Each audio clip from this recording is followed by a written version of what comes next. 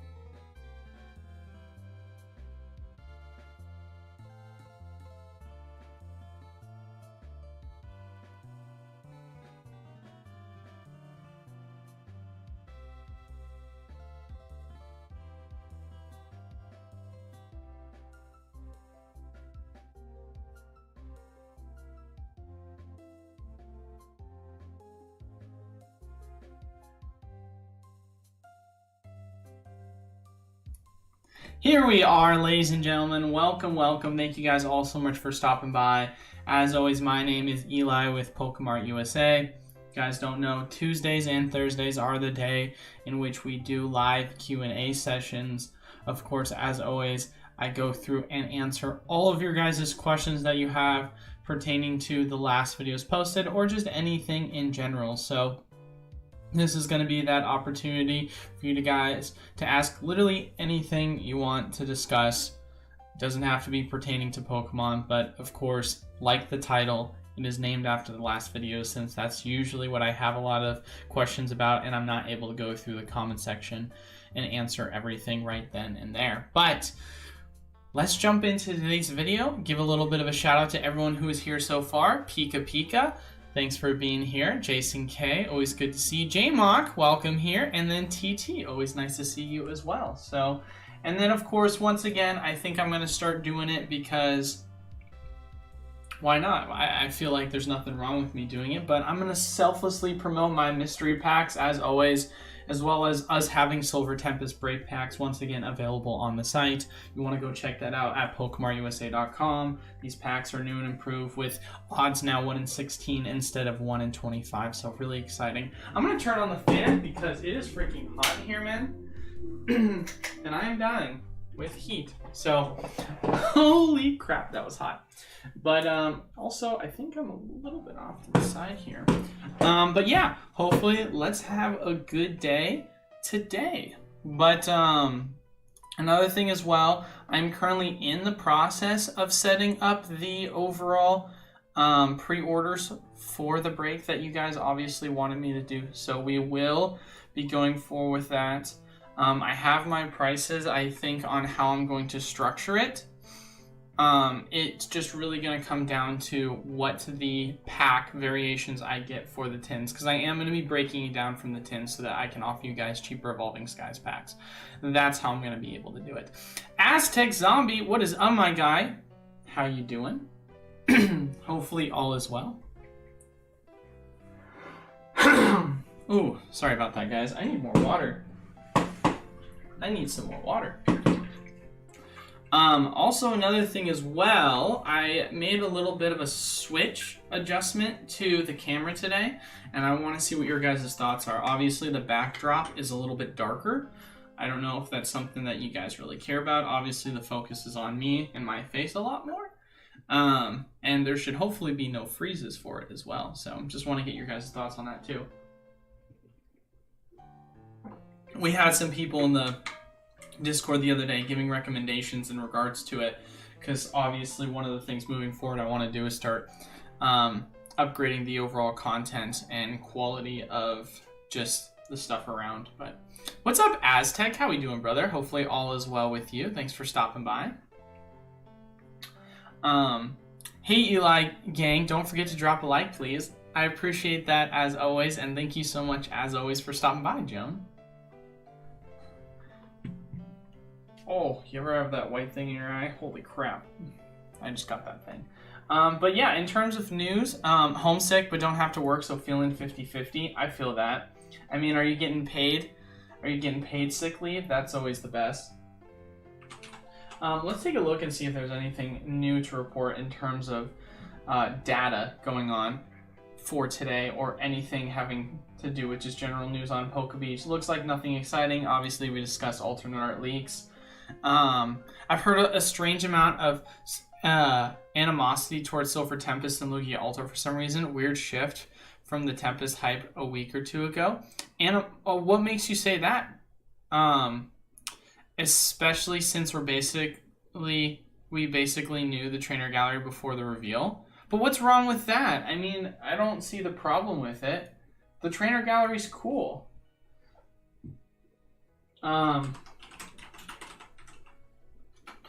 I mean, let's see. I think this should have the full list of what we know for the visual set list in the character section.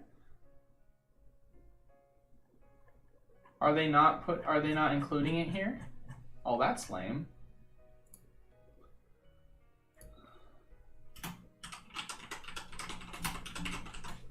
We know what the character wares are going to be.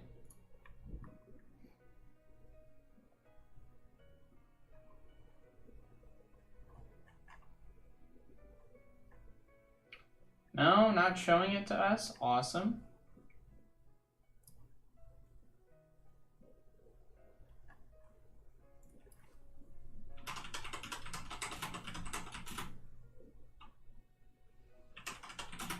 I guess I just got to go to VMAX Climax then. And just look up all the character rares then, and then we can go to selective images. Because, I mean, we know what's in it, right? Like, why does that matter? It looks like a good set.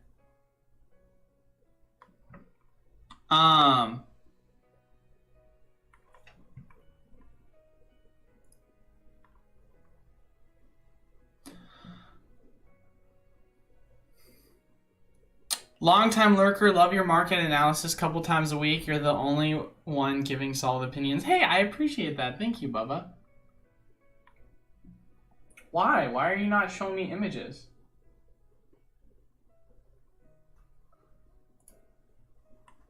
Here, I guess we'll have to click on that and see. Finally made it to the live. Did you see the Zard UPC was up on Pokemon Center for over 2 hours and so many people got it? Already down to 165 on eBay. Ooh, that's nice to see. It was up for 2 hours? That is kind of crazy.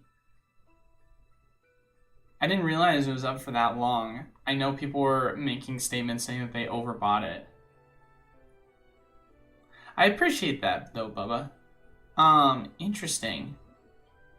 Yeah, I saw some people making comments about it in the Discord.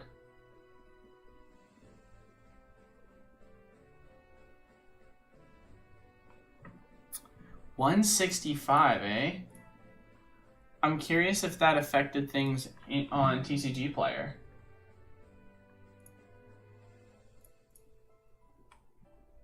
That would be crazy.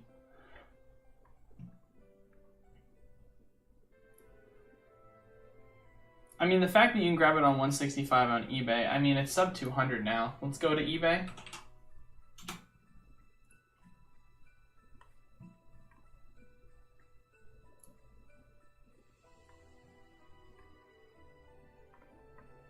Let's take a look.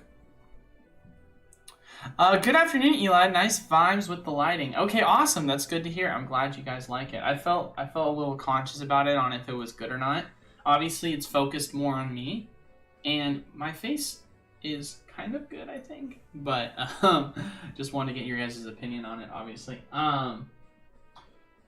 Charizard Ultra Premium Collection. Let's take a look. See what the pricing is on it. 204, 204, 203, 184, 178.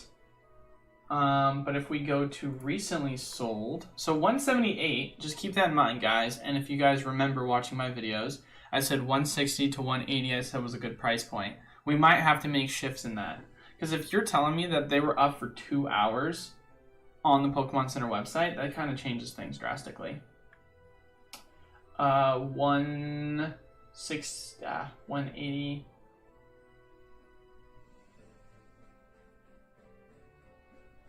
Yeah, I'm saying 180 it looks like is what it's down to. I mean, that's awesome. That's good news. And I think it'll be even more when we see it release. I think that's awesome news. I'm a fan of the Lugia Alt-Art opening 86 packs for it. Heck yeah, Aztec. Yeah, I don't see what the disdain people have had. Going back to it with like VMAX Climax, if I'm correct, we haven't had the Blaziken revealed, so that's going to be one of the cards included. Obviously, we haven't had the Rayquaza revealed, so we know we're going to be having that. Where's the Rayquaza? There it is. I think that's going to be huge. We don't have the Duraludon. I don't think people are going to care about that, but just another piece. So it's like, I don't know, man. You're going to have cool cards in the subset list. I wish we had a compiled list, though. That's kind of lame. The card's perfect. I wouldn't change anything about it. Yeah, seriously. Jason K, all the people that ordered the bundles were sweating yesterday after it seems they're going to print the Zard UPC to the ground. And that was kind of the expectation, man. That's one of the things I told you guys. I said, we're expecting a second wave. I said, this is an item that has 5 or 6 times the amount of I got allocated to me compared to wave 1. This is an item, of course, once again, that is not going to be specifically tied to a set like Celebrations and have to be pushed out in a certain time frame and manner. So I don't see why it wouldn't continue to drop, considering it's already $100 or was $100 cheaper at its point in pre-order sales. The CUPC is an item that I said was going to get. I still stand by that. I don't think it'll get down to MSRP, but it was one that I felt like was going to be relatively much closer to MSRP price. We're seeing it at $180 now. That's about $60 away. I think we can make, and obviously my price range I said was $160 to $180. I felt like you could start having a conversation about being a good price. With that being said, we're currently able to buy that on eBay for around the $180 price point, and we're still in pre-sale prices. Remember, prices on this product drop drastically on the day of because a lot of people like to flip quickly, and you're going to see a huge amount of people that are just going to want to sell quickly. And I wouldn't be surprised if you saw a massive drop where you could see this item drop all the way down on TCG Player to 150, 160. That would not be surprising to me whatsoever. So yeah, no, this is just, that's crazy to me. I don't see the purpose to FOMO. Some people just salty over Lost Origin. I just hope Silver Tempest has better pull rates, and that's what we all agree on. Yeah, I've seen a high amount of comments about Lugia Altar being bad and the set being underwhelming. I love this set already. You know, it's interesting. I've seen more positive comments than I would say negative comments, especially in regards to the alt art design, including myself. I'm a huge fan of alt art design, and I'm very critical of it. And it's not like I'm a huge Lugia fan, so it's not like, oh my god, I'm just super biased in this way. If anything, it'd be the other way around. So I just don't see what the sentiment is in regards to what people's negativity towards it is. But, you know, as always, you're going to find negativity everywhere in this market. So hi, my name is Timmy and I like cards. What's up, my boy Travis? How we doing? Hopefully you're having a good day.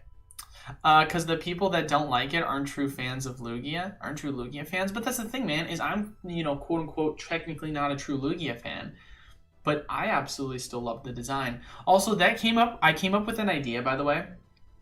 Oh, shout out to Tyrone for being here as well. Tea for you too, sir. I came up with a really cool set I think would be awesome. Hear me out, guys. The set would be something along the lines of it'd be like mysteries. It'd be like mythical mysteries is what we would call the set. And what it would be is it would be a set that the main chases would be the red Gyarados, it would be a crystal Onyx, it would be a Shadow Lugia, it would be all the like kind of mythical things you've gotten from each game. I think it'd be really cool if they made like a huge art design set for that. I think that's something that they've never done before. And just any of the games. And then also you could have like, you could also have Blastoise with the glass, or Squirtle with the glasses. But like, I think it would be cool to have iconic characters throughout the anime history that I'd love to see them make into a set. I think that could be a really cool specialty set to like celebrate the anime. What's up, Red Leaf Hunting? Sup, Eli? Just dropped by to smash the like. Can't stay, unfortunately. Have a good one. Well, I appreciate you stopping by just to like. That means a lot. Estimated how many packs are bought for kids / investments? Estimations on how many kids? I mean, I would say that in terms of bought for kids, probably 70 for kids, 30 for investing. That's what I would say the percentage ratio. There's a lot more kids involved than people like to say. You know, in terms of overall ratio, I guess the question is money spent. I mean, you are saying estimation of how many packs. It's like, what are you saying? Amount of kids in the hobby versus amount of investors in the hobby? Because I think it's a 70-30 ratio, but obviously from an investment perspective, there's so much more money in investing. It's hard when you go off of it like that.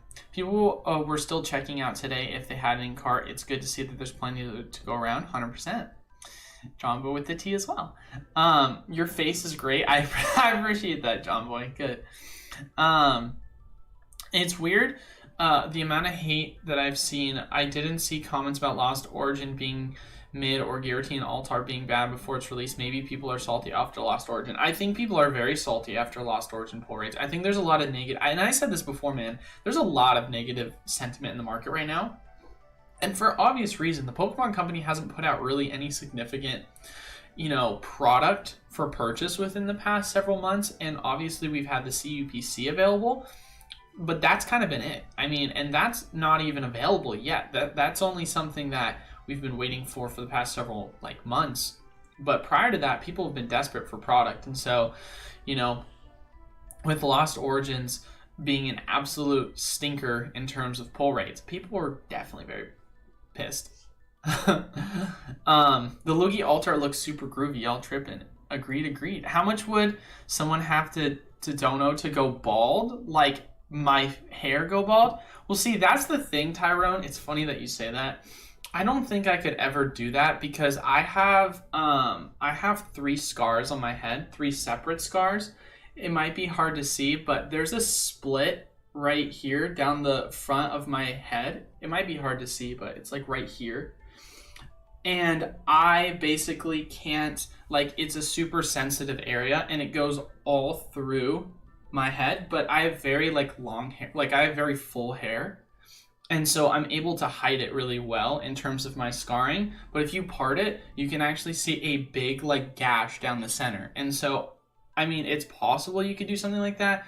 It just would look super goofy or hurt me a ton because I would have just a huge, like you'd be digging into the permanent scarring that's been there forever. So I don't know, man. I've never thought about what it would cost because that sounds extremely painful. Like that, it's not even one of those things like, oh, I give a crap about going bald, because it's like, sure, it'd be fun to do just as like kind of a joke for the stream, but I don't know, man. I don't know, that's tough. It's tough. I would have to endure some things potentially. UPC was up for 2 hours, however, it was in and out. Yeah, so yeah, that's yeah. Surprising there. I personally think Alt Art Lugia is one of the best alt arts yet. Definitely top 5 for me. I agree, Pride. You were able to order 8 Blaze. Jeez, dude, that's crazy. Race to who grades the first promos. Seriously, and then they absolutely tank. Anybody score a Charizard UPC in the Pokemon Center? Oh yeah, we got a ton of people there saying that, mother. Is Tempest a better set than Brilliant Star? Comes down to pull rates, man. I feel like that's what a lot of people are going to bank it on. I think it's better than Lost Origin. I don't think there's debate there, but of course people are just holding on to their purses about it. They're like, oh my god, Lost Origins is so much better because it has a Giratina in it. And it's like, I love Giratina, don't get me wrong, but I mean, you can't beat Lugia. It's hard. And Giratina is my favorite legendary. But you can't, you have to be objective in that regard. And I am being objective. I'm being extremely objective. I mean, literally look at the bottom left corner of my screen. Those are my 3 favorite Pokemon. My favorite pseudo-legendary, my favorite legendary, and my favorite mythical. Like, I love it, right? But you have to be able to be objective from an investment perspective. Because if I sat here and told you guys that I think Lost Origin is the best set because it has a Giratina, and then you guys are watching the price of how Lost Origin has literally done nothing, and I told everyone to invest in it, that'd be just dishonest because I'm biased as a Giratina fan. But that's not how investing works. You can't be biased, you can't be emotional. But inherently, a lot of people in this hobby are. Hopefully they don't cancel my pre-orders. Yeah, hopefully not as well. Jose said he got 2. Evo Skies is super overrated in my opinion, but I don't think anyone can deny it's the set that ranks number 1. 2 Brilliant Stars, everything else for 3. I wouldn't say it's overrated. I mean, it's definitely one of my favorite sets of all time. But I guess if you're not an Eevee fan or a Rayquaza fan, then you can say that. But I mean, I feel like the diversity of alternate arts is what makes it such a cool set. It's got a ton of really good alternate arts. You could say it's overrated in regards to it doesn't have a character or subset, but I don't think it needs it, and that just shows in the strength of the value of it. Lost Origin is most definitely better than Silver Tempest, and Lugia is my favorite legend. What makes you say that? I mean, I think just based off of what we're seeing in terms of card reveals, there's so much more value, I would say, that you're able to get out of it. But once again, like I said before, you know, I think it comes down to, of course, what kind of characters you're a fan of. Because you can still be a huge fan of Lugia, but also a huge fan of Pikachu, and you like that more than Rayquaza, which has a better subset. You know, because Lugia could be your favorite legendary, but Pikachu could be your favorite character. Because when I take a look at the set, right, and I ultimately say to myself, in terms of which set is better, once again, we're talking about this from an investment perspective, which is why I say you can't deny that it is going to be a better investment perspective than Lost Origin. I'm not saying it's a better set in terms of card art, but I'm just saying from that objectively. we can obviously take a look and see, okay, what's the main pulls? Obviously, Giratina, Aerodactyl being the two, and then you've got your gold and you've got your rainbow Giratina. Cool, that's great. Like, that's kind of it. I mean, you have other things that you can pull necessarily, but you're not going to get super jazzed on if you're going to be pulling a Colress's Experiment. That's just my personal opinion. Obviously, you're going to have way more value in the trainer gallery perspective of it. I think that with the Pikachus, it obviously makes it an extremely strong trainer gallery. Same goes with Mew here. So there's still a lot to love as well with the Charizard, the character rare regular Pikachu, the Gengar, the Snorlax. So it's got a bonkers like character rare subset, no doubt about it. But you know, once again, it's hard not to take a look at the Lugia and say that it's a strong character. So, but like I said, that's investing. That's not me saying I like Lost Origins more or less because I can make more off of it. No, that's not how I look at it. There's a ton of sets that I love, that I have a huge resonation to. And that is ultimately just because I love the sets that have the cards and characters that I love. That's just how it works. It's kind of like how I'm a huge fan of Diamond and Pearl era, Platinum era, but Diamond and Pearl was hands down one of the worst eras in terms of overall cards released in sets. Like Diamond and Pearl base was terrible. Like one of the worst sets ever.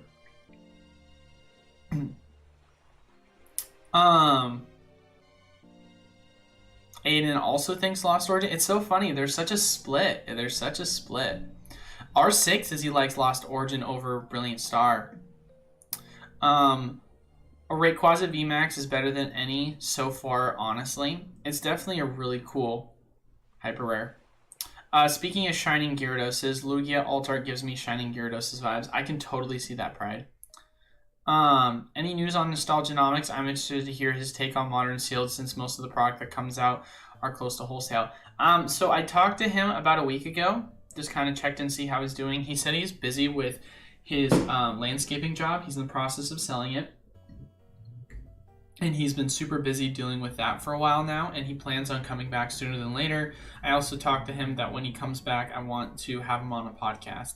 And then obviously you guys on Tuesday have been asking me to do a weekly podcast with him, which I've not yet proposed to him, but I think he would definitely like as well. And that could be a really cool thing that we could collab on. 10 years from now, people remember Lugia, Altart, not Giratina. And that's the whole point, TT, is that's just how history works, because people are going to look back and they're going to see the history of Lugia as a whole, and they're going to tie that value to it, and Giratina's history is a lot shorter. And that's just the reality of it from an investment perspective, right? Once again, huge Giratina fan. I absolutely love the card, but objectively, you have to look at it in that regard. I will, one piece of criticism I will give, though. Sorry, my throat. What the hell, guys? Wow, that is not good. Why does my voice sound like that? Giratina, I will say, though, I'm not a fan of the alternate art. Just not a fan. Like, I understand they were trying to go with something having to do with the distortion world, and I really want to love it, but I don't know. I feel like it's just all over the place, and it looks like you're just on an acid trip. I feel like they could have been more defined in terms of the alternate art design. Mother Superior says you're wrong, TT. I mean, but that's the thing, though, Mother. He's just looking at it from a historical perspective, because that's just 100% true. Every single set, historically speaking, that has been tied to a Lugia has been one of the best performing sets in the era. That's just how it works. You can't say the same for a Giratina set. Matter of fact, how often are there sets, realistically, that do have Giratina cards that are carrying a set, or that are being one of the main pulls? Obviously, if you want to go back to the last set that had a Giratina card in it, then we can go all the way back to Unified Minds. Although Unified Minds did well in terms of the set, It was ultimately the Mewtwo and the Mew that carried the set, as well as the Tyranitar and then the Raichus and the Dragonite. You want to talk about value, this one's one of the weakest in terms of the overall card values of the main pulls in this set. Right? So, although of course it does still add value, because first and foremost, this is one of my favorite cards of all time, because Garchomp and Giratina in the card, how can you not love that, right? But yeah, you have to still be understanding that if you took the Mewtwo and the Mew away, then this set would be completely different in terms of the overall value, as that is the main card on the pack art. That is the main card on the ETB. That is the main focus in that specific era, right? If you want to go back even farther, XY era, I mean, I can't even think of a set that really has a main Giratina. Yeah, it's just hard to say, man. And then if you want to go to the Dragons Exalted set, you know, this set obviously comes with a Giratina EX full art, but it's still not the main driver for the set. It's the Rayquaza. You take away that Rayquaza, this set is a completely different outlook. And you take away the Mew as well. Like, it's not a character that can stand alone carry a set from an investment perspective. And ultimately, at the end of the day, as much as people want to hate on me for saying that, that's literally what history is. It's showing us the reality of the situation. I would love it if Giratina was a stronger character, because then that would be awesome, because you could see sets be carried. But at the same time, why does it matter?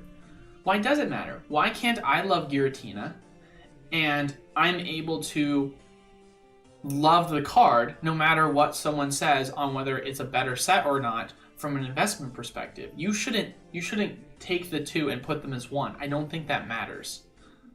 Because ultimately, at the end of the day, Astral Radiance is a bum set. It's not the best, but it's still a better set in the Sword and Shield era block. But I absolutely love Cynthia's Garchomp character rare, and it's one of my favorite cards they put out in the Sword and Shield era. And that card for me adds and holds a ton of nostalgic value to me. And why should I say that that right there is going to deter me from saying that I personally have a bias towards liking that set for having that card, but objectively knowing that the set as a whole is not a good set in terms of overall investment value? You can't mix the two between emotions on what you think you like as a character compared to investing. You have to be able to differentiate the two.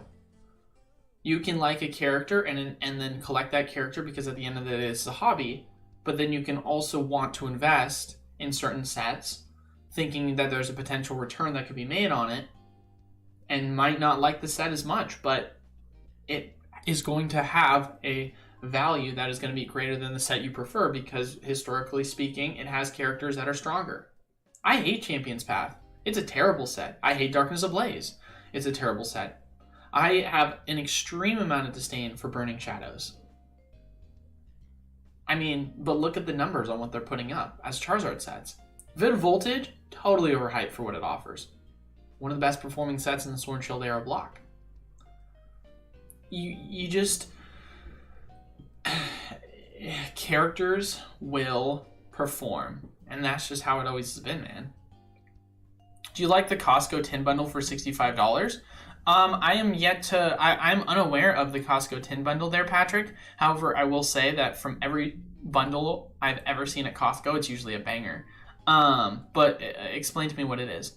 Seismic Shock's TV said in a recent video that the release date for the UPC has changed, but I haven't seen that posted anywhere. Do you know anything of this? I do not, but I can talk to Distro about it.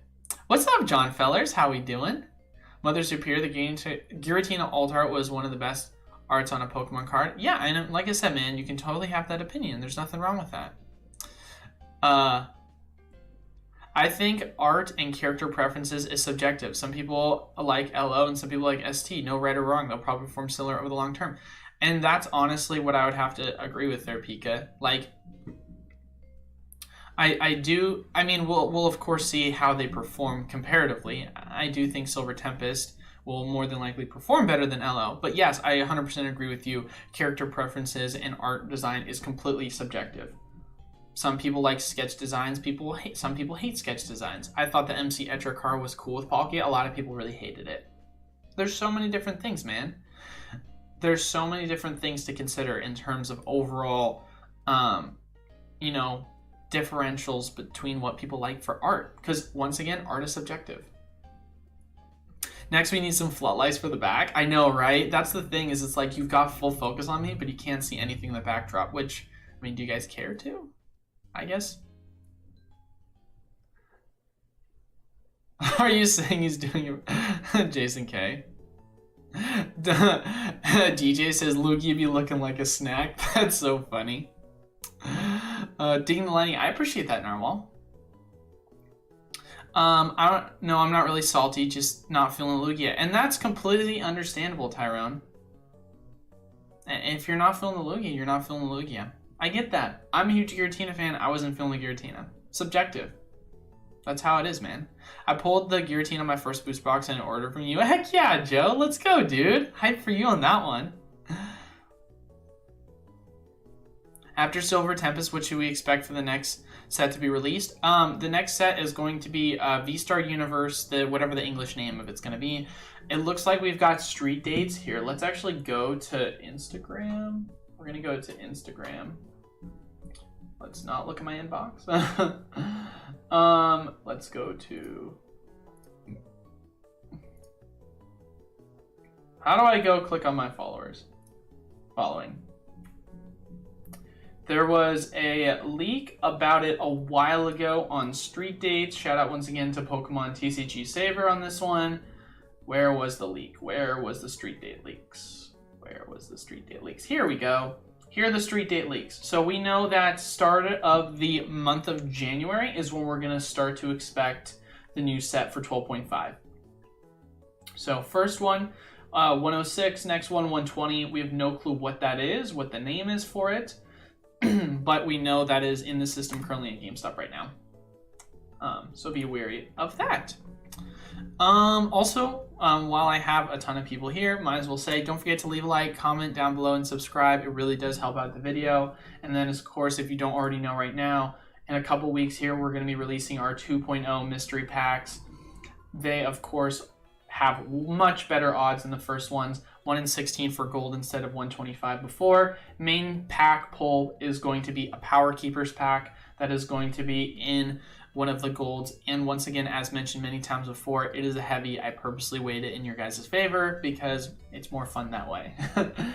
So, yeah, just a friendly reminder of that if anyone's interested in pulling some awesome potential gold and silver packs with that. But, yeah, and then also Silver Tempest, of course, break packs are also available for sale.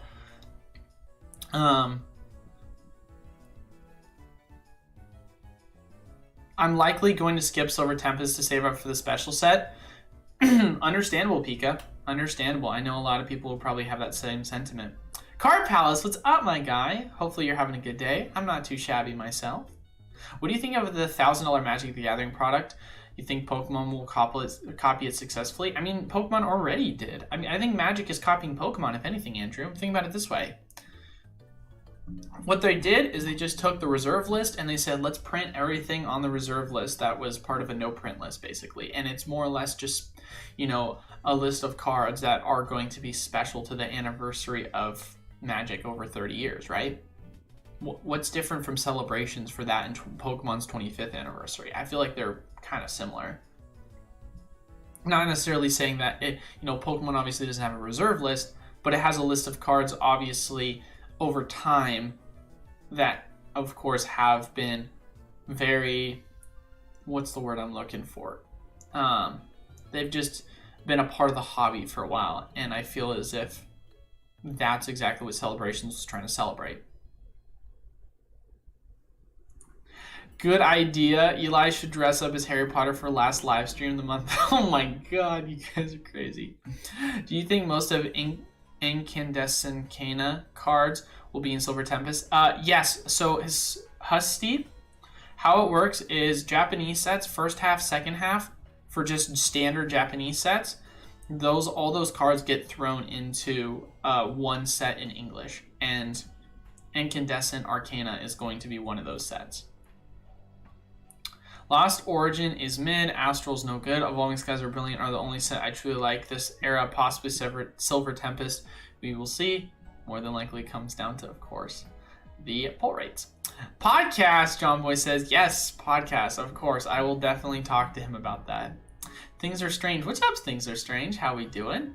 Hey, Benny Boy made it to live. Always good to see you here as well. Question, when does a TCG collection start to become a TCG addiction? When you start spending money you don't have on cards, or you start spending money that you shouldn't be spending on cards. That's when it becomes an addiction. Top 3 Sword and Shield sets will be Evolving Skies, Brilliant Star, and Silver Tempest in that order. It's quite possible, man. Obviously, I feel like you have to look at Silver Tempest in this way. Either you think it's better or worse than either Brilliant Star or Lost Origin. That's how you have to think about it. That's just it. I think that's pretty much cemented. I think at this current time, it really just comes down to objectively what you like in terms of your overall art designs and the characters included in it. Lucario needs more love. It does indeed. Zard UPC didn't drop for 2 hours yesterday. It dropped in waves for a 2-hour period. It didn't just sit for 2 hours. Good point, Miguel. From an investment perspective, ER and Evolving Skies are probably not currently the best options because the prices have appreciated too much unless you get them closer to the $100 price point. I think, honestly, you can make an argument now, Pika, that for Evolving, if you can get Evolving at, the 120, 130 price, or even 140, honestly, it's still a good pickup. Obviously, if we get a massive reprint and it goes well below that, I would much rather wait and be patient, as I've always said, because this is a set that's still in active rotation. But knowing that the price itself has gone up to 240, we know that if you were to get in a price at 140, it would still go up $100. So it's not necessarily a bad investment at that point, because we now see the strength of what Evolving Skies has done, because people for some reason are under the impression it's never going to get a reprint again, which is hilarious to me. Lucario alt art battling would be awesome. It would be cool to see some more alt art designs. I feel like a lot of characters still need some love there. Hi, I love the Giratina alt art, but I didn't like the Lugia. And that's okay. Yeah, my UPC changed to October 30th instead of 28th. Interesting. The normal V looked better to me. John Boy, they need to make more alt arts for Charizard. Yes, Travis, 100% agree. Darkness Ablaze is one of the worst sets of all time. It's definitely not a good one. I want to see an alt art Gyarados destroying a Charizard. I would love to see an alt art Gyarados. That would be sick. I mean, they should bring back tag team cards and make them alt art designs like that. But it should be instead of tag team, it should be like battle cards. Like it's two Pokemon fighting against each other. I think that'd be really cool. I like the normal art via Lugia versus the alt art, but that's my subjectivity, of course. Afternoon, man. What's up, Pokebondo? Personally stoked for the Lugia. Good to hear. What's up, Fan Clan? Here at TCG says. You're not the Fan Clan. I don't know what we are. The USA fan, which is also, I love how I have like Pokemon USA is the name with a bunch of with my mystery packs with the American flag and everything, and I'm wearing an America shirt. I guess that's just on theme with the brand. Gotta stick to it, baby.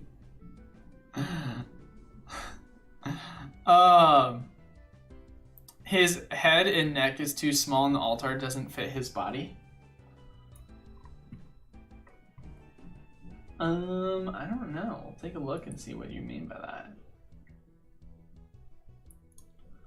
We can take a look and see what you mean by that.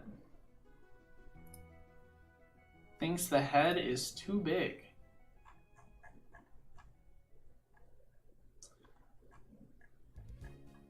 let me take a look.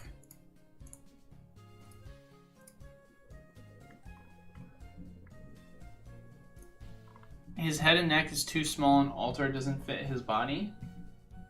Not really. I mean, that's how his head and neck has always looked, though. The art design doesn't look that different from standard. I mean, like, I don't know, let's go to Neogen.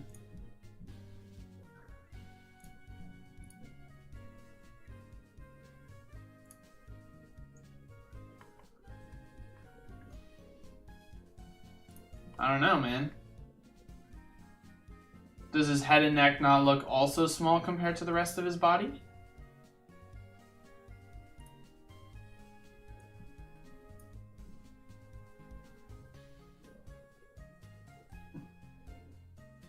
I would argue so, but that's just how Lugia has always looked in art designs.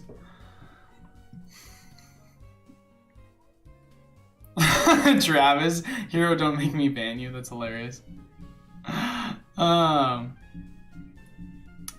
This is the Eli clan here. Hero TCG gets booted. No, of course not. We're just kidding. Yeah, my Chase Silver Tempest are the Rays, obviously, in Regidrago and Unknown Alt Art. Do you have a favorite card and art that's not in alt art? Well, yeah, of course. I've got plenty that are not alt arts that are my favorite card designs. I'll go back to my earliest one, I would say I'm a huge fan of. That I'm keep that in mind, huge fan of, right? Going back to Dragon Frontiers, the Gold Star Shiny Mew, one of my favorite card designs. Absolutely love it. Think it's gorgeous. Love the card. Another design that is not an alt art that I'm a huge fan of, leading into the next set, if we're talking about the Diamond and Pearl era, of course, once again, a little bit of bias here because it's the era I grew up in, but I'm a huge fan of Majestic Dawn Level X cards. I think the art designs for these cards are absolutely gorgeous, as well as a lot of the holographic designs, so huge fan there. The next one up, I would say, in terms of card design, I absolutely am a huge fan of the Arceus AR subset. I absolutely love the AR subset. I think it's such cool art designs for cards. Absolutely am a huge fan of that. In terms of, I don't know if you would call them alternate arts. I personally would not. I would consider them to be more of full arts. But going to, it is Triumphant, I think, is the set, if I'm correct, that included it. It's the Darkrai and Cresselia half bottom top cards. Absolutely love those card designs. Think they're absolutely gorgeous. Think they're super cool. There's a lot of card art that I absolutely am a huge fan of. Yeah, no, there's a ton to love in terms of card art. Like, there's a ton to love. Obviously, I told you I'm a huge fan of the Giratina and Garchomp Rainbow. Like, there's a lot. But I guess you wouldn't say that's a card art necessarily. I think the Legend cards are really cool, though. I think I would say that, and then obviously Gold Star cards. The Tim says, commenting because Eli asked me to. I appreciate that. PTCG Radio makes a video about Costco tins. 4 tins of 5-pack, mostly evolving and brilliant. Really? Wow. And you said, Patrick, that so they're 4 tins of 5 packs, which means all in all you get 20. So if you're saying 65 divided by 20, what's the value? You're getting the packs for $3.25 a piece. That's not a bad price. I don't think that's bad. Obviously, you have to take tax into consideration as well, but that's still, yeah, that's not a bad price at all. I wish Silver Tempest had an alt Alolan Vulpix. I think the Pokemon Company failed that. I think the Pokemon Company failed more on the fact Aztec that they didn't have a Ho-Oh alt art. Talk about a missed opportunity. And 100% agree with that too, Travis. They needed a Darkrai alt art. So many missed opportunities there. Is there anything in Lost Origin that I feel like missed on an alt art design? See, that's the problem I feel like with Lost Origin, is the main characters are so weak. Like, you can at least point to the V-Stars and the other sets and say they should have done this. But in terms of the V-Stars, I don't really care about a Goodra alt art. I mean, maybe a Kyurem, but even then I feel like a lot of people wouldn't have necessarily cared about it. Zoroark alt art, I don't think a lot of people would have cared about that. Yeah, definitely not any of the Hisuian cards I think people would have really cared about here. Yeah, see, that's the thing, is there isn't one card I can directly point to and say, yes, I wish they made an alternate art of this specific card. I can easily point that to both Silver Tempest and Astral Radiance. Such a missed opportunity with an alt art Darkrai. It blows my mind. Such a missed opportunity. What do you think a perfect set would look like? A perfect set? Oh, that's a hard one. I mean, I don't think subjectively there, Lord Narwhal, there's such a thing as a perfect set, because ultimately every set is going to come down to personal preference. But to kind of give a little bit of a cop-out answer, I think a perfect set is a set that doesn't leave anything left out. And it's a set that includes everything that it should include. And you might say, what the heck does that even mean, Eli? Well, what I mean by that is going back to it with like Astral Radiance, right? They missed on Darkrai. Should have had a Darkrai Ultimate Art. Lost Origin. Missed on Ho-Oh. They should have had a Ho-Oh Alt Art. They completely missed on that. There's a lot of sets I feel like miss on a ton of opportunities, and I feel like that plays a huge factor into whether a set is obviously perfect or not. I think also another good factor in my personal opinion is it has a mix between collectability and playability. I know a lot of people might say that's a bad thing for the hobby because obviously they want the playable cards to not be a part of a set that's going to drive up in value, but ultimately at the end of the day, I think the correlation between the competitive cards is not going to change that much. As Astral, of course, competitive cards are still extremely expensive, regardless of whether the booster boxes are cheaper or not. And I think that's good because then if you absolutely miss on the competitive, if you miss on the high expensive cards, you at least have competitive cards that you're able to sell and make value up on it. I think that's a huge balance that comes in with a really good set of having that kind of collectability and playability aspect to it. Not missing out on, like I said before, the art designs. And then I would say ultimately as well, having a fine balance between good pull rates, not overdoing it, but not also underdoing it to where it's not fun to open. Finding the good balance of, hey, I can pull an alternate art one in every, 72 boxes, but also at the same exact time, it's not oversaturated to the point of where I'm getting one each booster box or I'm only getting one a case. And then, of course, gold and rainbows being a lot easier to pull, maybe one per booster box or maybe 1.5 booster boxes, making those easier. I think you could do something like that. And then as well, I would say in terms of overall, card designs, I think you need to get rid of the just standard full arts and or the rainbows as well. They're just completely oversaturating the overall pull rates. I hate the feeling of, oh my goodness gracious, I can see a silvery shiny border, I wonder what it is, and then you're getting excited thinking it's an altar, and what do you know? It's a Hisuian Electrode V full art. Wow, I really just got hyped for nothing and I'm sad now. Like, there's so much like that just upsets me so much. And so I would say also just really trying to hyper focus on minimizing the amount of cards that you can pull in a set, because let's be honest here, there are a lot of cards in sets I feel like that shouldn't have been included in them as main pulls. You could have easily just made them V cards and just thrown them in. You don't have to oversaturate the set as a whole by just having an absolute ton of full arts and rainbows and golds and so on. They're just too big these days, and from an collectability perspective, it becomes super expensive for the modern individual to be able to go through and collect that set. So that's kind of what my personal opinion would be on what makes a perfect set. I want to start collecting. I'm thinking about grabbing a couple of Chilling Reign booster boxes, one for storage, other for opening. Is that a good idea? I mean, here's the deal. You have to look at it from this perspective, Matele.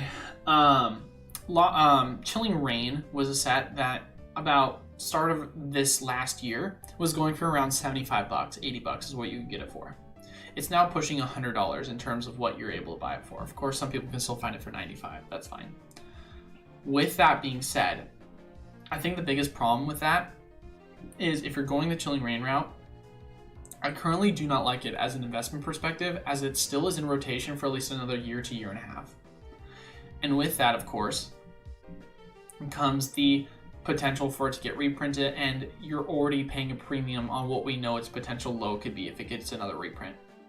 That's why I like other sets such as Silver Tempest, because I think that you're looking at its potential bottom in terms of buying at $95, and if it goes a little bit lower to $90, then you double down on that. But once again, this is a set that I think is going to be really high demand there.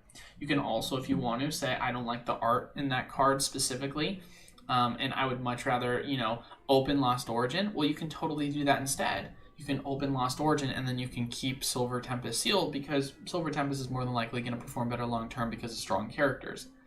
Or you can do that with Chilling Reign if you want to just open Chilling Reign. I just would say at this current price point, I wouldn't recommend necessarily keeping one for storage as it stands right now, just because there's a lot better opportunities elsewhere in terms of just general pricing, personally speaking. But that's just what I would say.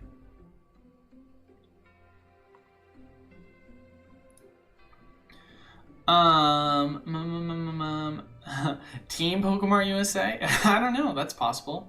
What's up, my Team Pokemon USA? That just doesn't run. That just doesn't ring, Like, what's up, Fan Clan, right? What's up, team? Like, I don't know. That sounds kind of lame. Shut up, John Boy. Mart Parts. Looks like the Zard V alt art from Evo. The Martyrs. What's up, Martyrs? That sounds like... yeah, exactly, Travis.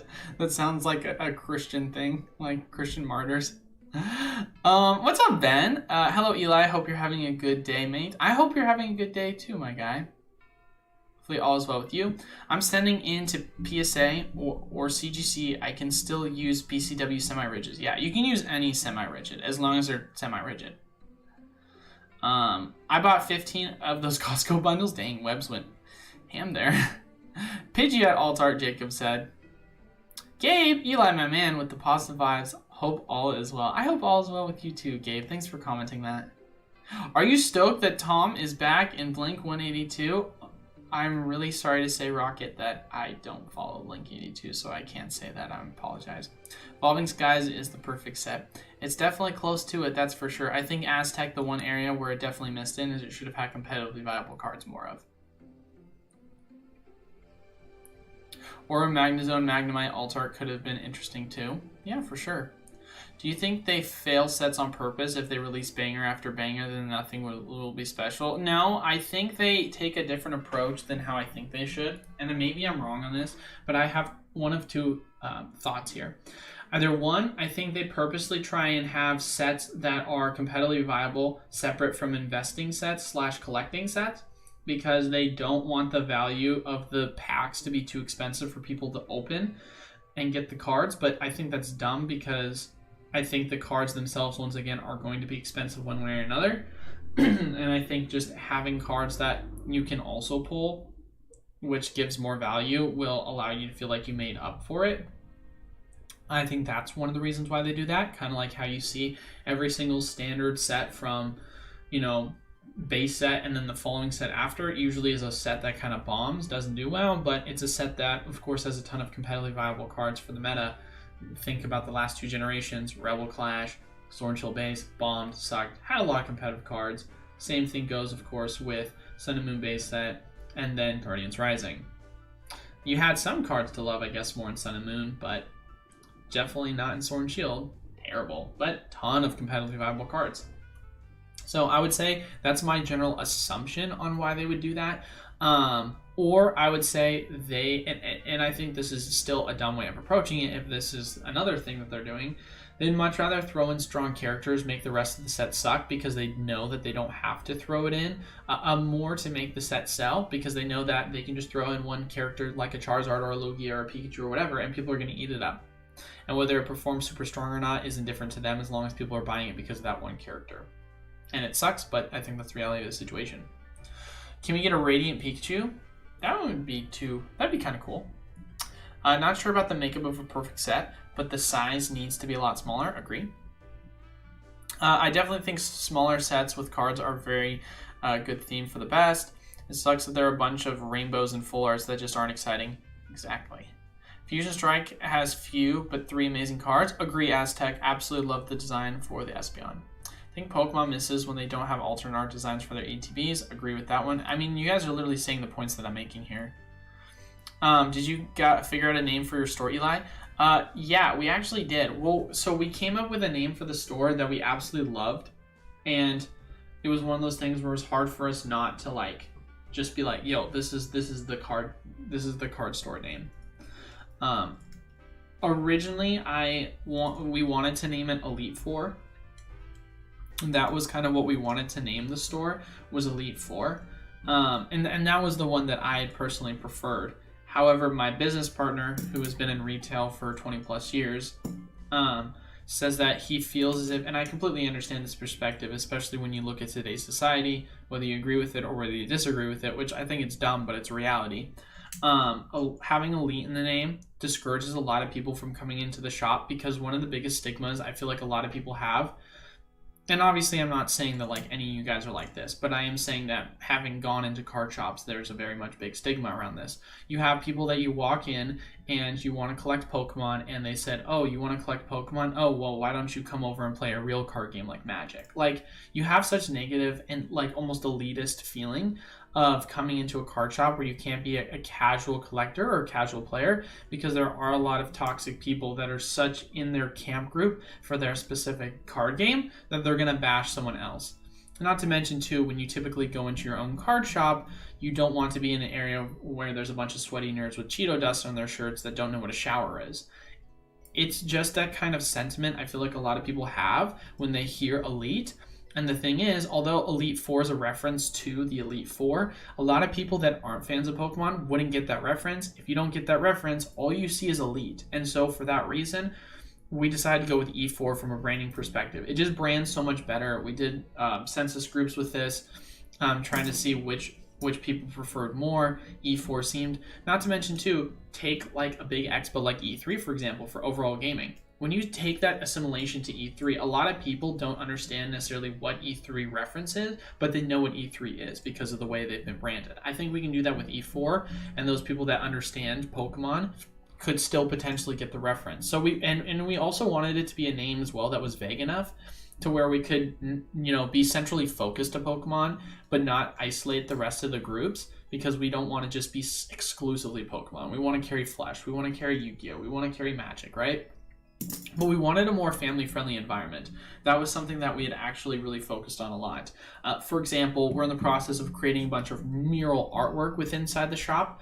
When I go down in about 2 weeks, I'll create a video, and I'm going to actually do a really professional video. I'm going to post it when I get back, and you guys are going to be able to see. We have a bunch of just overall setups that we're going to be doing to make it just a really warm and like friendly place for you to enter in, because I feel like there's just not a lot of that when it comes to card shops. Like, I'm obviously living in Arizona now, and I was checking out some of the card shops nearby locally.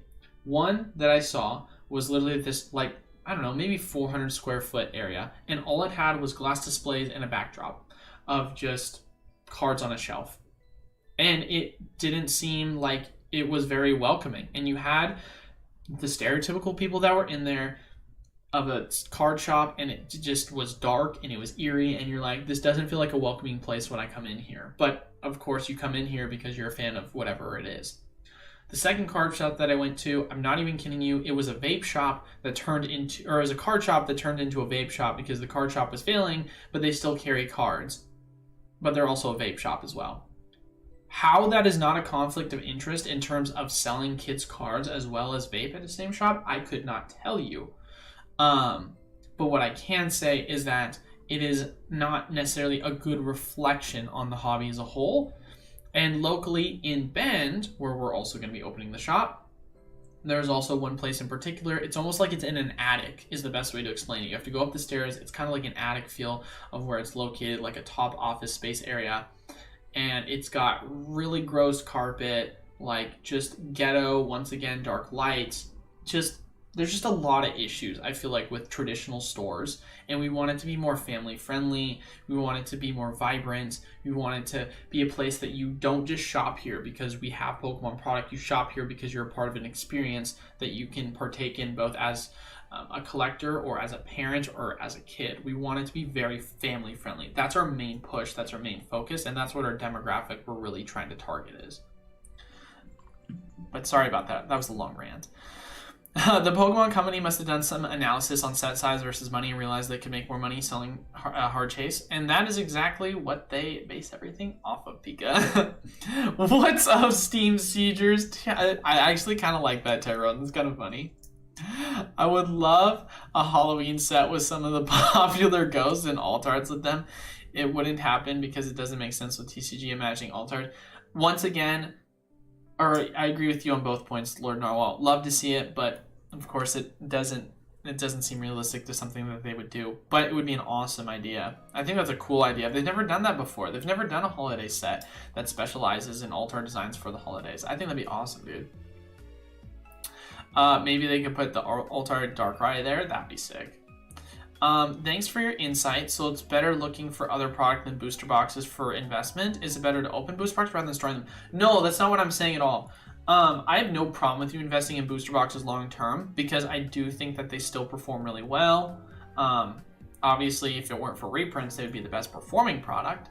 I'm just saying that in terms of investing, we know that Chilling Reign is $25 to $20 above its current price of what we've seen it go down to. We know that we've seen Chilling Reign be as low as $75. And that's the cheapest opportunity you've had to buy it. It is currently $20 to $25 above that. I'm saying that considering it still has a chance of getting a reprint, I'd much rather invest in another set that I feel like is closer to its bottom in terms of investing. That's all I'm saying in that regard. The Poke Eli party. Corpulency, I agree, it can be intimidating. Elite Four is a great name, but yeah, I agree, it's kind of niche. And that's the thing, is we don't want to alienate people. That's the whole idea of the shop, is family friendly, warm, welcoming. You come in, very vibrant colors, very cool designs. Sorry, mine is blanking. What is E4 based off again? It's just short for Elite Four, that's all. If you're talking about E3, E3 is the gaming event that is hosted by Microsoft. So you get some packs and some smokes in the same store. Interesting. Yeah, right, Evo. It's definitely interesting as well.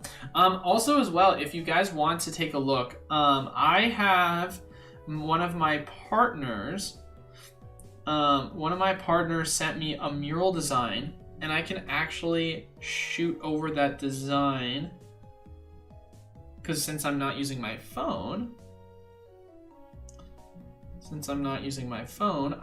as my camera, I can actually shoot over one of the mural designs that we're going to be drawing for the inside wall of the LGS. Alright, so what the frick? What?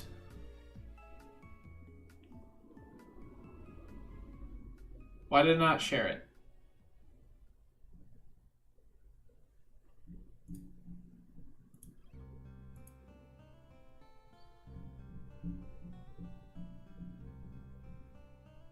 Maybe I need to download it first, and then I can show.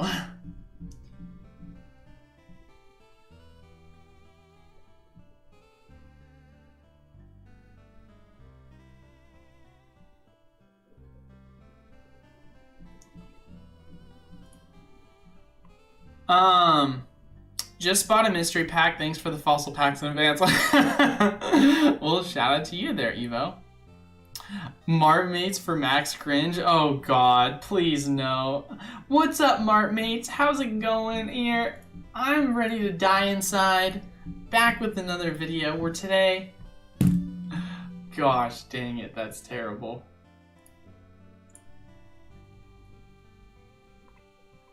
Okay, so here is what we're looking for in terms of what our mural art design is going to look like on the on one of our walls, just so that you can see what kind of some of the concept art is from our painter. But we want one side of the wall to be very, like I said, family friendly, has a bunch of really big characters that people love. We literally told the girl, because she's actually, the painter is actually a huge Pokemon fan, we told her to just go wild with it. And we said, hey man, let's see it. Let's see how you can go with it. And this is what she came up with. So you've got a waterfall off to the side with, of course, a patch of grass, leaf, and a tree. And I love this design. I think this is such a cool alt art design. So, alt art design, artwork design. So having this on the side of the building, I think would be so cool. But yeah, I'm really excited for it. I am really, really excited for it.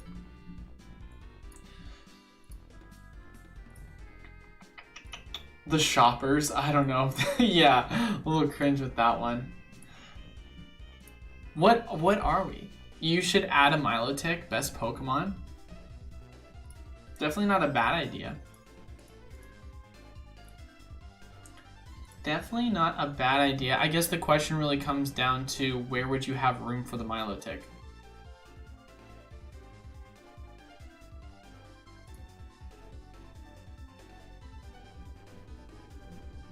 The only other criticism I guess I would say is maybe have the Gyarados more underwater. Waterfall Squirtle is nice. Where's Charizard? Well, there's no Venusaur or Blastoise. Of course, you're not going to include the full evolution line. Everyone is like, what the frick? I do love the Ho-Oh in the sky. I think that's pretty cool.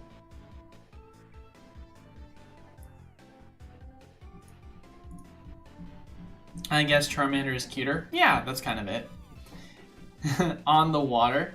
Well, obviously on the water, but I'm just saying, where would you put it on the water? You don't exactly have a ton of room, you know? Like, where do you put it? Because you have the Gyarados here. So unless you're gonna put it right here, I feel like that you might not have enough room because it's gonna overlap. It's going to overlap the Gyarados. And obviously with Squirtle blowing out bubbles, that takes up a good portion of the like water scene.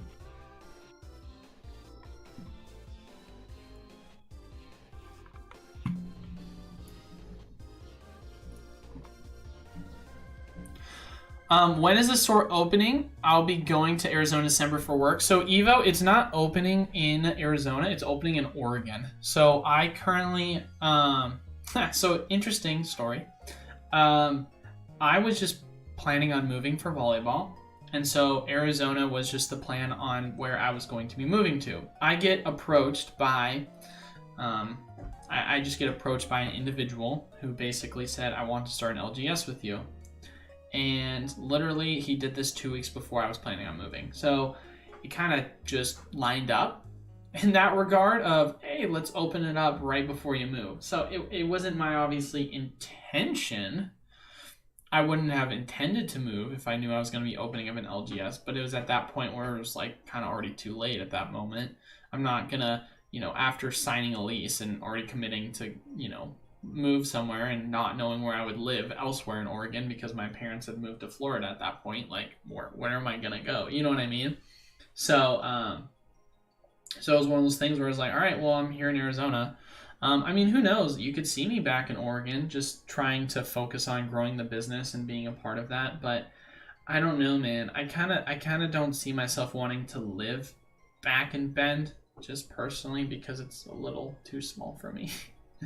But yeah, no, I think the shop will do well. And I'm going to be making flights all the time down there. So the official release date for the shop, it's going to be on the 21st. So literally next Friday. And then we're going to have the hard launch be on the following Friday after that. So the 28th. So we wanted to do like a Halloween theme lead up. So that's kind of what we're doing in terms of that. Why does Gyarados get the Magikarp evolution rigged?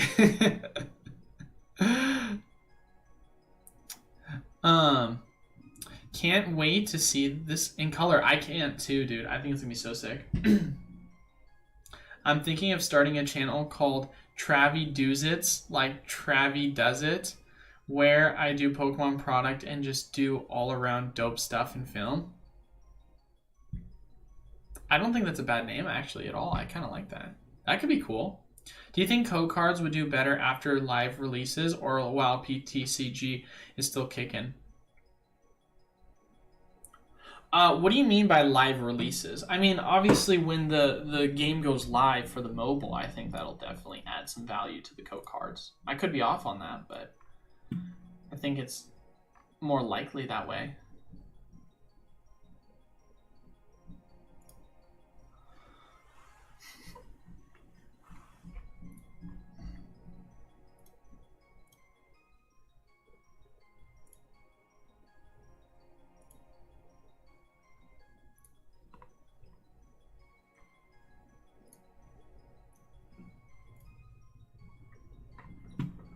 I will pull this off the screen now, though.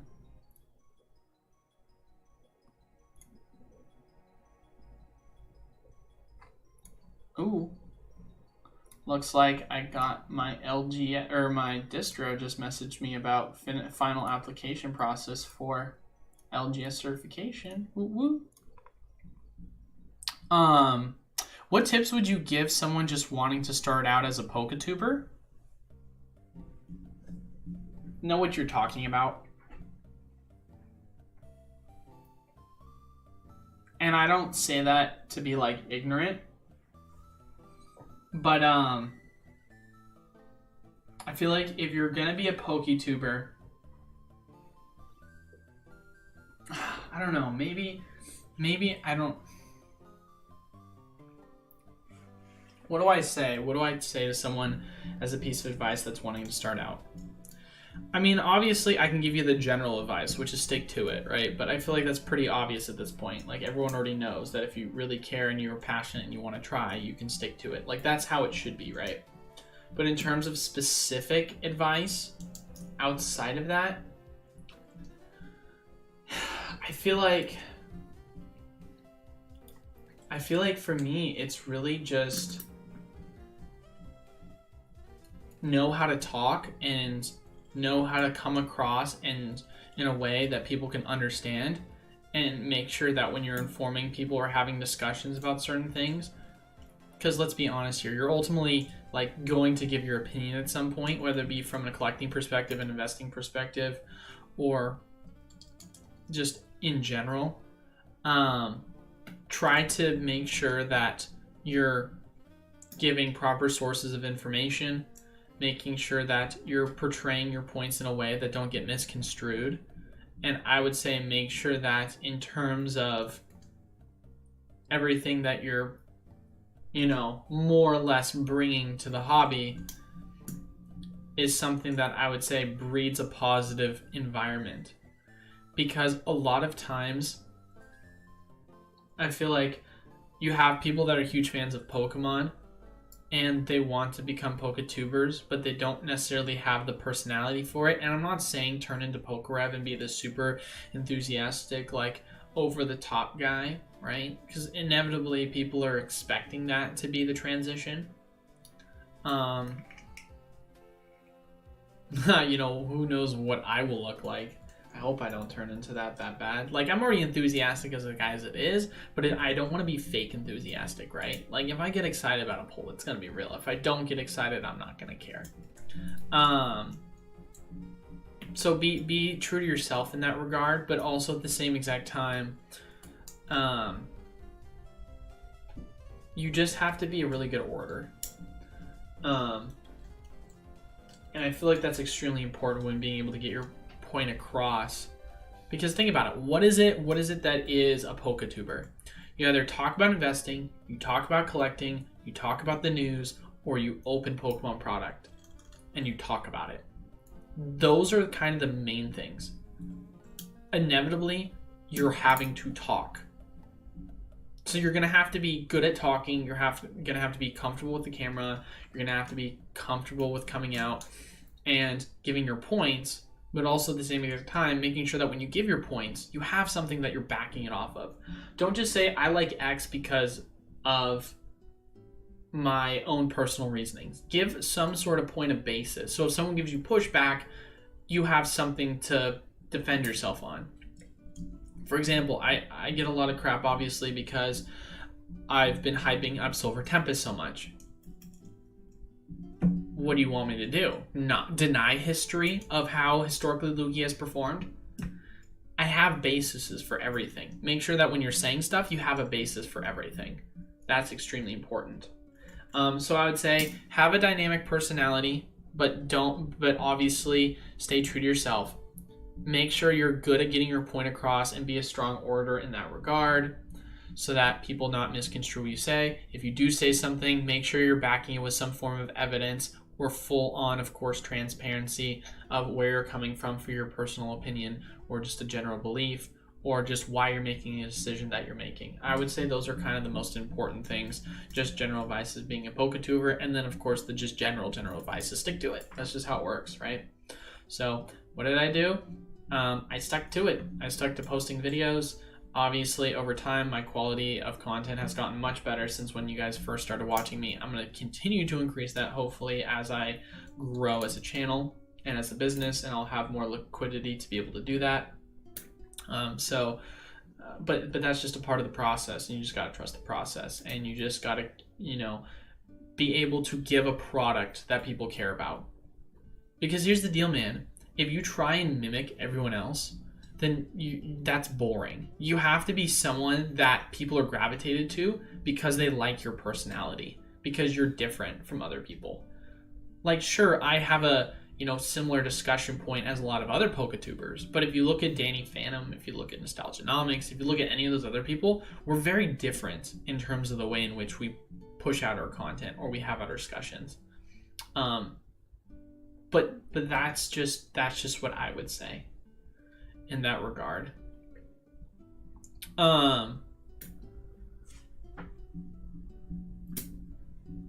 Like when it's more globally available and probably still called a beta, but like officially global release, yeah, that'll definitely help, I think, co-cards for sure, collector, because you'll have a higher demand there.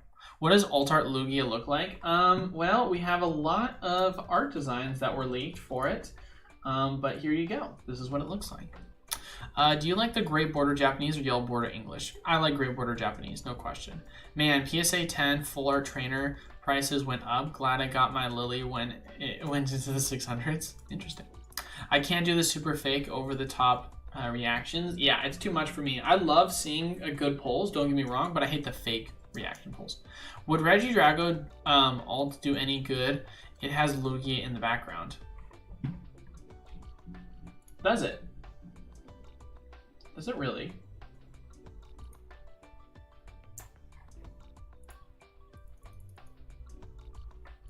Frick. Don't zoom up on that. Zoom up on this.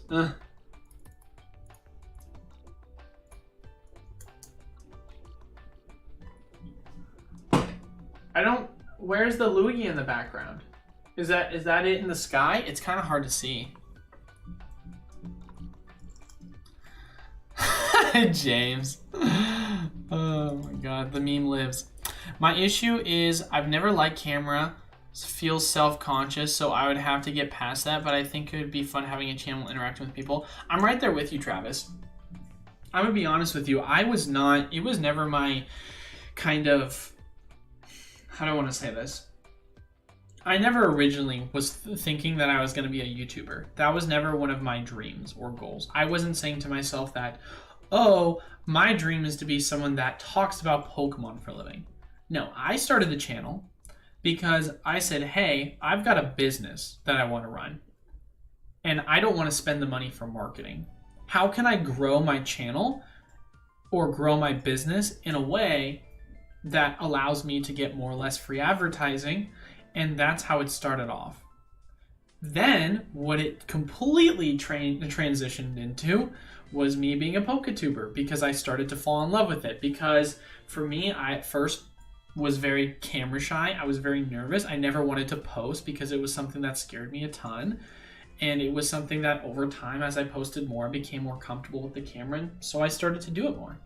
And then I fell in love with it, and now it's one of these things that I really enjoy. And it's now no longer that I'm focusing in on it from a selling product perspective, because since handing over more or less the keys with the LGS and having that be a part of where most of my product is going to be sold, I am transitioning now into the product that I'm going to be pushing.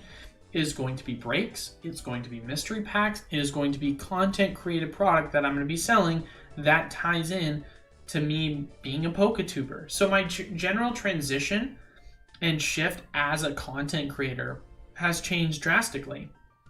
And I like that. There's a reason why I did that transitional shift. And I feel like a large portion of that was because the community, like you guys, that really helped me fall in love with the aspect of what Pokemon is supposed to be all about, which is being around a group of like-minded individuals that enjoy the same thing you do. But yeah, it took time. Yeah, 4K subs now, soon 5K. Can't believe I was around before 1K. Now we 4X. Definitely stay true to yourself. I appreciate that, Pika. Yeah, man, it's always nice to see you guys who have been around for a while and have been sticking it through. We've definitely lost some people along the way, and by that I mean I remember everyone's names, so I know who's not here anymore, and it's always a bummer when I don't see those people asking questions or around, but obviously we've made a lot of new friends along the way too. But it's always nice to see those OGs that have been around and stuck with me forever. It's always a fun time. And yeah, we've had really good exponential growth. Obviously, we had a little bit of a slowdown during the summer, but now that we're going back into fall and winter and school's back in sesh, views have started picking right back up. It's usually how it goes in the summer, so just transitional shifts. And then obviously with the LGS opening, I've got a whole roadmap of basically what the plan is. We're going to start doing more breaks weekly. Then we're also going to shortly after that open the LGS. And then shortly after that, we're going to have the release for the Pokemon USA official mystery packs. And then, of course, after that, Silver Tempest break. Then after that, we're going to be doing our Patreon official release over by Black Friday. And then we're going to be doing a bunch of other expansions for things in regards to the YouTube Shorts channel and other things. Definitely something that I'm very excited about, because we've got so many things that we want to work on in helping grow the channel. James S, glad you can make it. Thoughts on a channel where I open a booster box of Steam Siege each week? I would subscribe to you, Tyrone, and I would definitely comment and like on each video. Yeah, he's the Sky. They're a better picture out there. I don't think so. They're Nightmare. Yeah, I definitely have. I've always stayed true to myself. I've never changed who I am, and I've always pronounced Aerodactyl the same way. I thought about it. I literally thought about changing the way I pronounced it, but I like paused for a second. I was like, okay, I'm here. Silent viewer today. Well, it's always nice to just see you here, TT, no matter what, man. Appreciate it. Pika, totally, James. Fully support from us. I appreciate you guys. Hey, Eli. What's up, my guy, Derek? How we doing? Dropped in to smash the like. I appreciate that, boss. Thank you. I just started collecting Pokemon during Fusion, going back 20 plus years. I was walking around with a binder like every other kid, making trades just to look. That was back when first ed. I love that. Welcome back to the hobby, baby. That's awesome. I think that's great. I think binder trading days are really cool. I think that's a fun part of the hobby.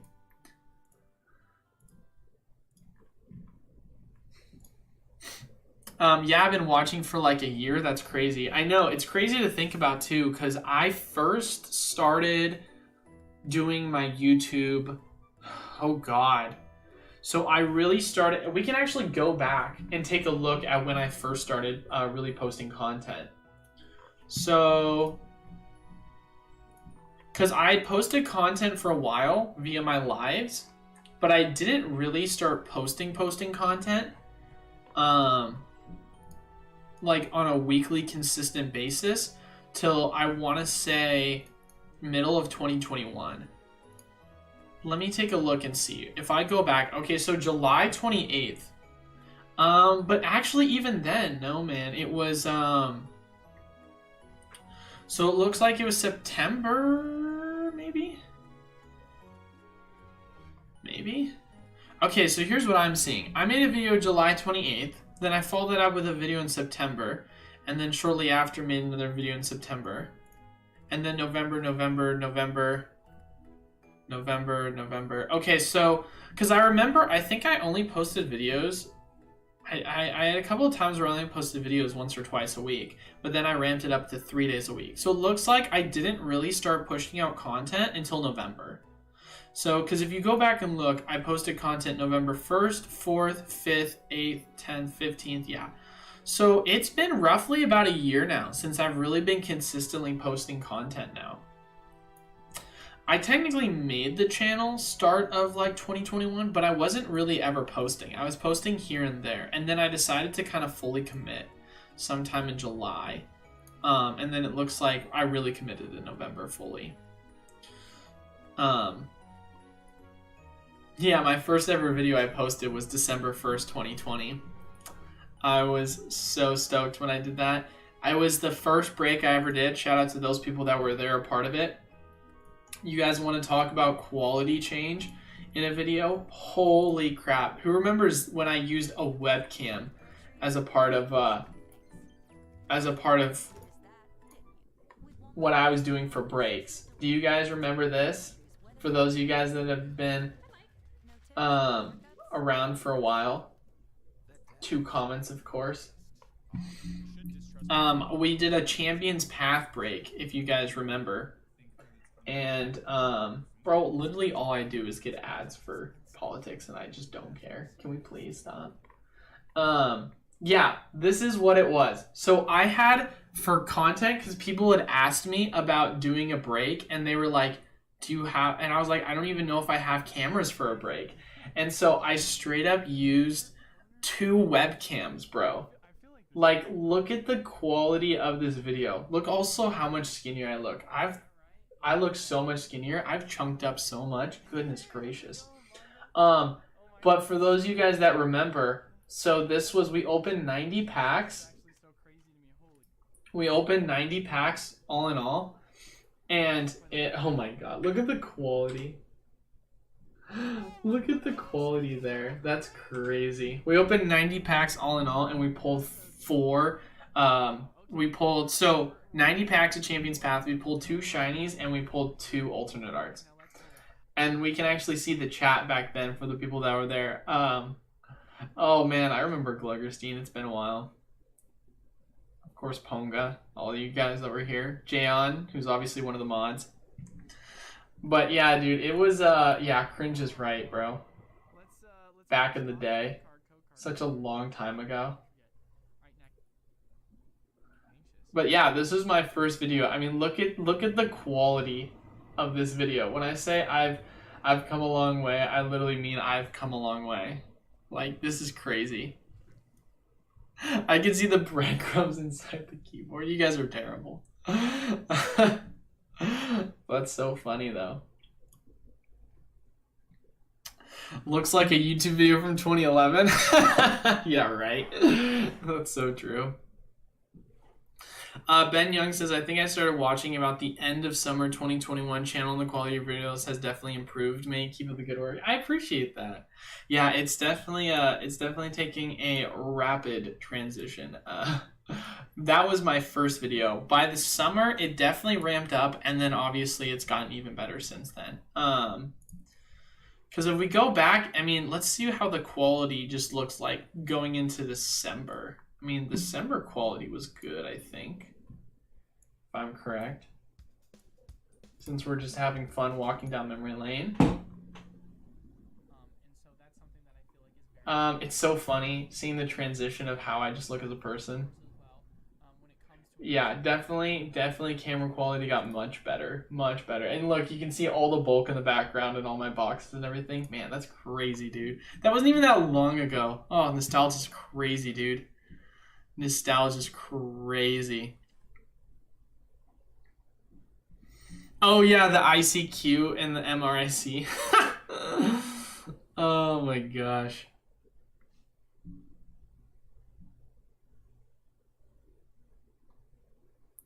Yeah, I've been watching for a year. That's crazy. Oh yeah, man. That's crazy indeed.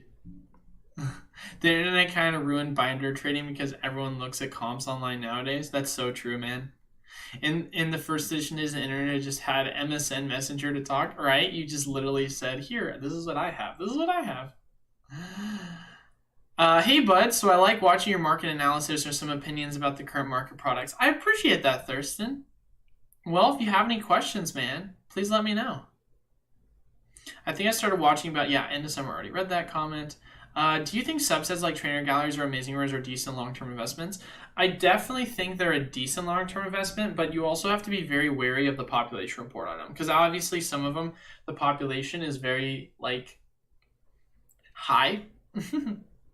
And so it's not my favorite investment. I think sealed has always been my favorite. But it's still something that you can definitely find value in. It's just a fun investment, of course. Haha, cringe. I said, yeah, right. Looks like video. Why can't I see any of the older videos, Travis says. Well, how'd you filter it, Travis? Because I have it on my side. I have it filtered via, at least when I go to my channel via the dash, I have it filtered from live versus regular videos. Where was the shiny videos? Because we can have you and Koga here, Trav. For you guys that remember my shiny hunting. Here, I need to change this back to here on the screen. Where I just had the looking like I just woke up. And there you have it, guys. Look at the chat. Who do we have? We had Bob Bravo, Koga, and then Travis. Literally, when I say these were the only people that were talking in the chat, I literally mean that. Obviously, you had some other people here, Ray T, Stilo, but consistently, it was always Koga and it was always Travis that were just there. Definitely a high possibility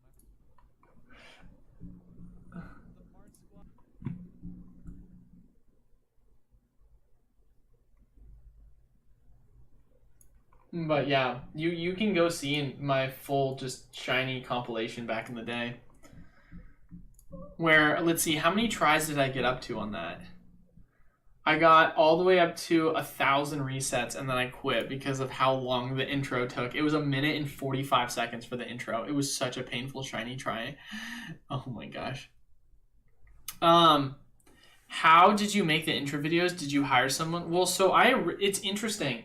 So right now I have Jayon doing all of my thumbnails for me, and I had before this guy who had reached out to me, and he basically said, hey, I'm a huge believer of your channel. I know you just started and you only have 100 subs, but I think you have a really good personality for YouTube. Can I be a part of it with you? I will make your thumbnails for free, and we can do Poke Talks each week, yada, yada, yada. And I was like, yeah, of course. Like, having support early on in the channel I thought was awesome.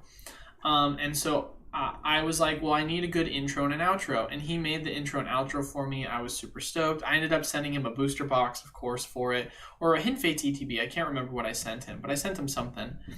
And then shortly after, he just stopped. Like, he just stopped responding. He just literally, it said he was offline on Discord for like a month. And I couldn't access or get a hold of him. I sent him emails. I messaged him on Discord. I didn't have his phone number personally, but...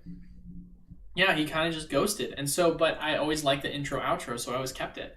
Obviously, at some point, I'm going to have to update it, and I will update it as, quality gets better, but I still think it's a cool intro outro.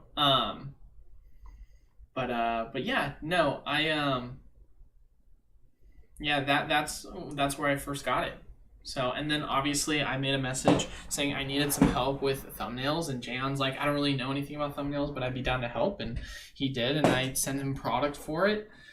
And then obviously John Boy's another one of the guys that helps me with projects. But yeah. I don't like the fact that they put in 2 Reggie alts in Silver Tempest. I thought they only put 1. They didn't put 2 in. They put the Regidrago. Yeah, that's it. It's just a Regidrago. But yeah, I mean, I get it.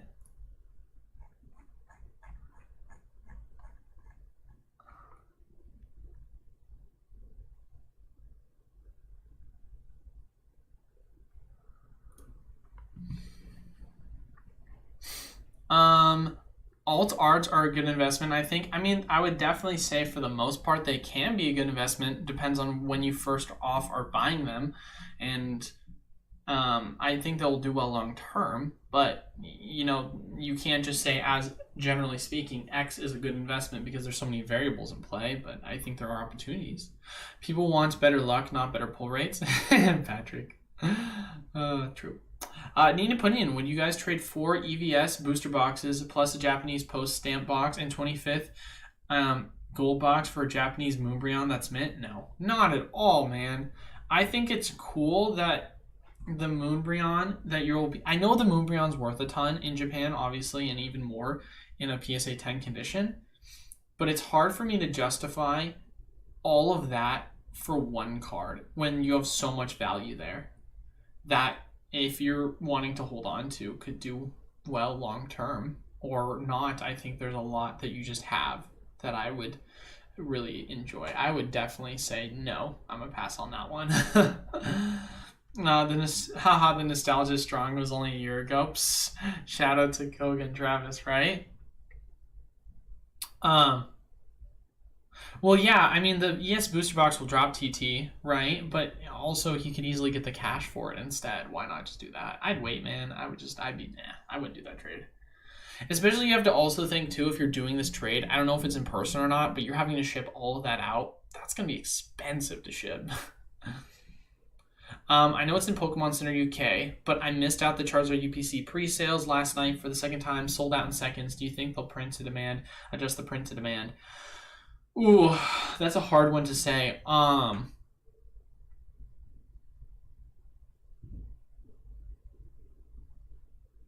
would have to say, Ben, that there's a huge expectation that we're going to see the product be printed a ton.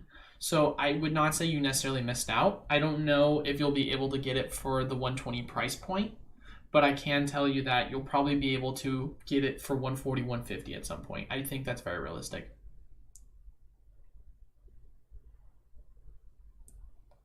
All of the Japanese were MSRP in EVs was 95. What a pickup, Wolfie.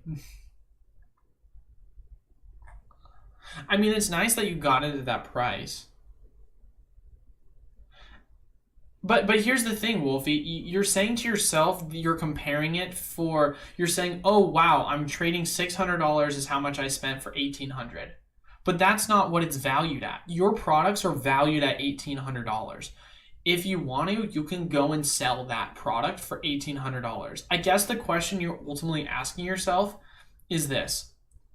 One, are you willing to take the bite on the bullet? If it is something you have to ship out, you're going to have to pay all the shipping fees. That's one thing you have to take into consideration. Two, for you, is this something that you would want to hold long term or not? Because having diversity of all that product holding long term, especially knowing that a lot of these products, as you've seen, have gone up drastically, whereas the value of the card itself, yeah, it's gone up, but not in the grand scheme of things compared to the other product that you've mentioned. Or is it, I just want this card as part of my own collection and that's what you really care about? Because if you really only care about it from, I want this card for my collection, then sure. But we've seen the value of all the products that you're holding right now go up. Why is it that you can't see that continue to happen? There's a reason why it's $600 and now it's $1,800. It's tripled in value. Why would you all of a sudden say, well, I'm only giving up $600 because of how much I invest, but now it's 18. But it's like, what if that 18 in a month turned to 200 or 220 versus that Umbreon being one item? It's going to range around up or down, or it's going to slowly climb, but you have so many other items that you could see go up in value. That's going to, generally speaking, if 3 or 4 of them go sideways, the rest are going to go up. I think that's where you have to look at it from that perspective. Unless you're really in love with the overall card and you just desperately want it, in terms of, I can go and just, I just want this card right now and I just want to trade this product Or if you're saying to yourself, I'd much rather do it to try and cash out and sell that $1,800 card, and maybe you're saying to yourself, I want to be able to take less of a fee, but also at the same exact time, I don't expect any of these products to drop in price outside of the ES booster box.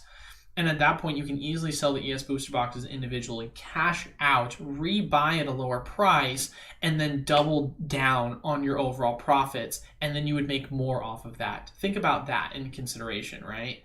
Because you're saying, okay, ES booster boxes are worth $240. Well, if I just sell them right now, and then we get a reprint in a couple of months, and you rebuy back at $100, well, guess what? You can do that cash trade with him, and you're also able to still hold your ES booster boxes.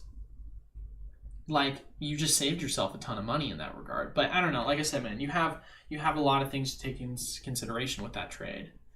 Definitely hold on to Japanese post stamps, by the way. Yeah, dude, you've got the Japanese post stamp. You've got the gold box. You've got, I think you said EV Heroes, was it you said as well?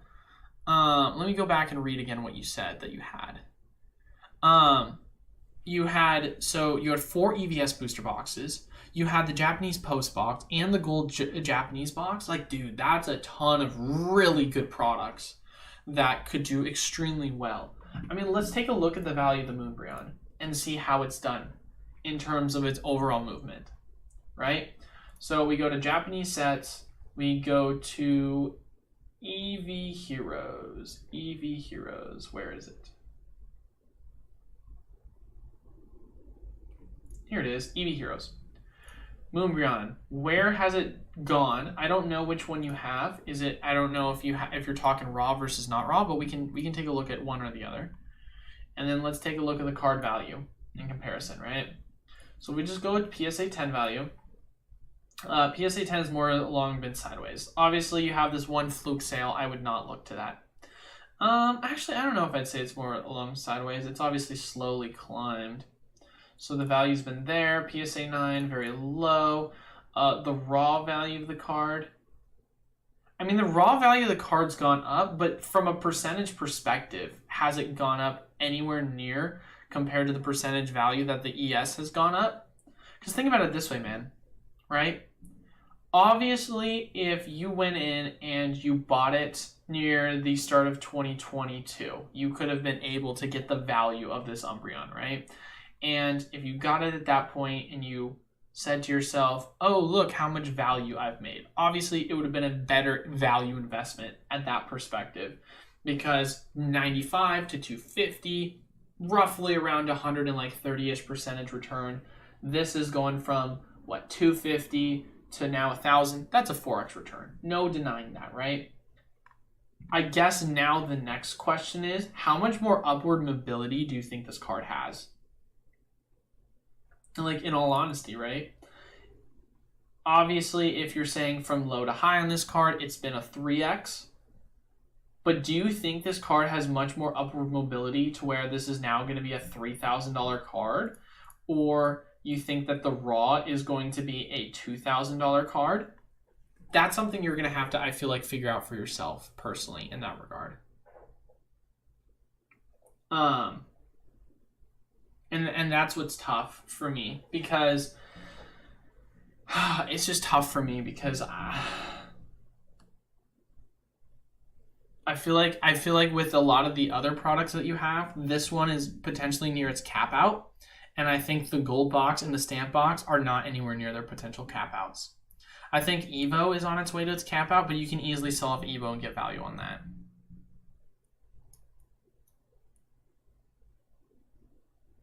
But one thing I will say, ladies and gentlemen, we are past our time, so I'm going to start wrapping up with the last 5 minutes, and then we will stay, and then we will obviously have Friday's video, and then we'll reconvene on Tuesday. But last 5 minutes of questions. Though I saw the Arceus V-Star Premium box doing decent and well and still available to pre-order at GameStop. Yeah, I'd stay away from that box. It's terrible, especially considering some people have said they didn't get Cosmic Eclipse in it. Yeah, definitely not the buy. Is there more information about the special Sword and Shield set?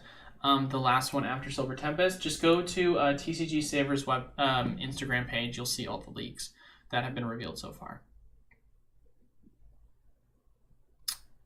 Having more closet space obviously makes sense.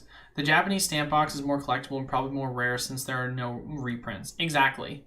I think that there's an argument to be made. This is hyper like overvalued. The Japanese box is deflationary. Keep the Japanese postcard box. That's such a desirable thing. Agreed.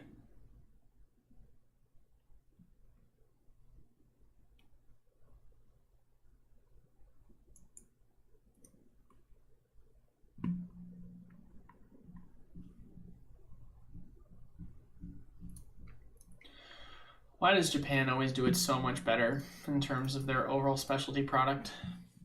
That's all I have to say to that. It's crazy. It's crazy. But I'm not seeing, I think I'm all caught up now in terms of questions. Thanks for the perspective. Yeah, of course, no problem there, Wolfie. I got you, brother. But I'm not seeing any new questions as it stands right now. So I think we are going to just call it here then for the day, guys. Just want to once again thank everyone so much for stopping by. As always, my name is Eli with Pokémon USA. Make sure to leave a like, comment down below, and subscribe to the YouTube channel. We really appreciate the love and support that you guys have.